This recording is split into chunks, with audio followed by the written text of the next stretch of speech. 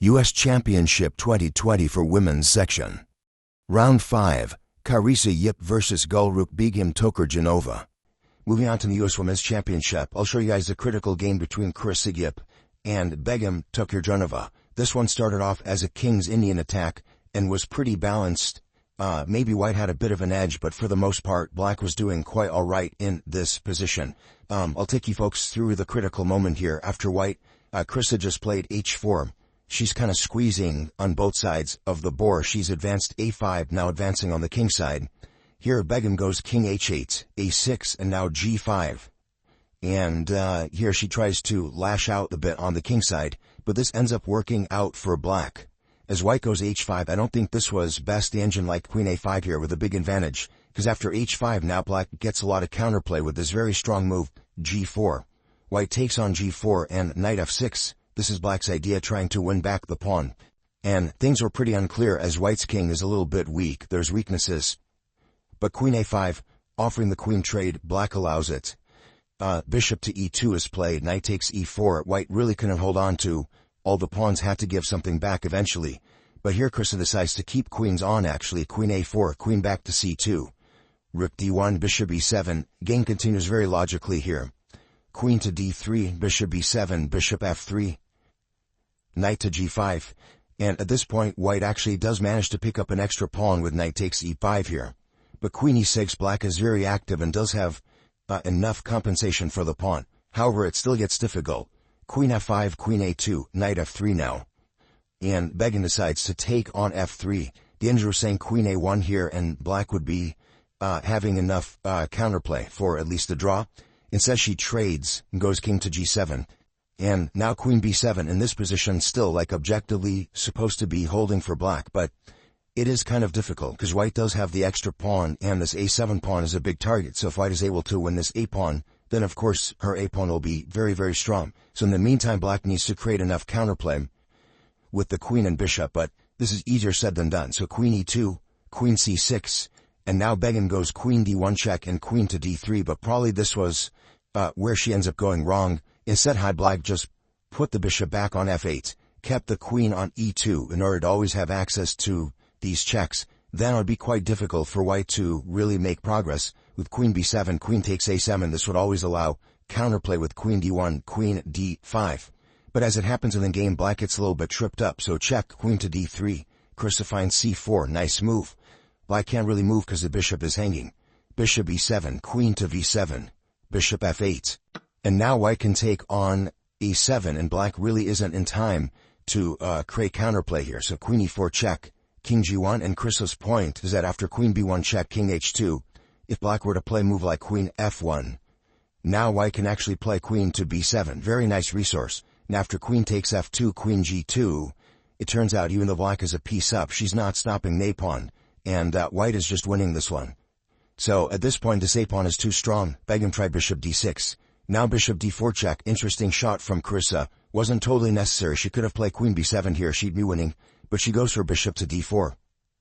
Allowing a queen endgame after takes, and queen takes d6.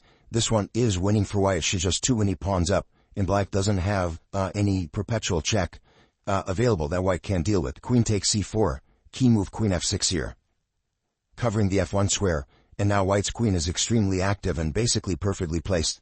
Black has no good checks, and white is soon going to promote her pawn. So queen a2, stopping a7 for now, but now check on e5, check on e4, queen to b7, and of course the pawn is running. Black tried f5 here as kind of a desperate attempt, but yeah, it wasn't enough. And Carissa managed to convert here. Takes, queen e4, and that was resigns, as next white is just promoting, black has no checks, and the game is over. So very, very nice win by Carissa. She manages to grind it out in the technical stage of the game and stay on an incredible perfect 5 out of 5 score as she aims to win her second straight U.S. Women's Championship title. U.S. Championship 2020 for Women's Section. Round 6, Tatev Abrahamian vs. Carissa Yip. Moving on to U.S. Women's Championship critical game here between Tatev Abrahamian against Carissa Yip. Going into the round, Tatev was in second place, a point and a half behind Carissa, who of course so far has been on a perfect score. And this game was quite sharp. We saw an Italian game here as well. This one with bishop c5, c3, knight f6, d4 takes, and now b4. And this line, I believe, is called the Dubov Italian, attributed to Grandmaster Daniil Dubov. Very, very sharp line. White, a lot of times sacrifices a pawn here. And yeah, this one gets chaotic very, very quickly. Bishop b6, e5, white goes d5. This point, both players here still playing quickly in their preparation. Typical counter-strike from black here to play d5, with the idea that if white takes en passant, then the knight on f6 is no longer under attack. Black can castle and has a very nice and active position. And if black takes on f6, as happens in the game, white takes the bishop on c4. So here, queen e2 check, bishop e6, and now f takes g7, and likely what happened here is Abrahamian messed up her preparation, because she takes on g7, rook g8, and goes b5. But the main line theory here is to play b5 first, while the pawn is still on f6, covering the e7 square. Black usually plays either knight a5 here. I think knight b4 might be a move as well, with just some crazy complications. But this is the theory: b5, knight a5, f takes g7. And the position is, of course, very, very sharp. However, she likely mixed something up because she takes on g7 first, rook to g8, now b5, but now Carissa goes knight e7, and the knight is much better placed here on e7, and black's position all of a sudden, according to the computer at least, is much, much better. As now this knight is strong, black has control over the d5 square, two bishops obviously playing, and eventually black will castle queenside and just have a great position. So game continues, takes, rook takes g7, knight c3, but now bishop to a5, hitting the knight, bishop to d2, and knight to d5, just simple play from black. Here, if I were to take on d5, black could at least trade on d2, go queen takes d5, followed by castles, and just has a fantastic position. Engine is already saying that black is basically winning here, as white's pawns are very weak, and the bishop on e6 is pretty strong, and at some point can activate very quickly.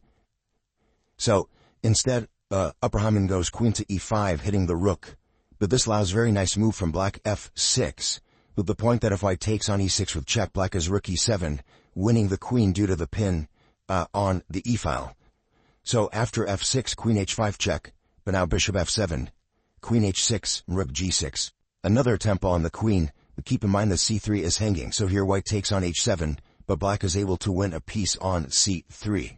Now things aren't so easy here for black. After winning the piece, white does castle, king on e8, is certainly weak, but Carissa manages to defend, definitely not in the best possible way. I think there was a couple moments here in this game where the engine was giving possibly some better choices for white in order to make black really work to convert this one. But for the most part, black was kind of keeping the extra piece.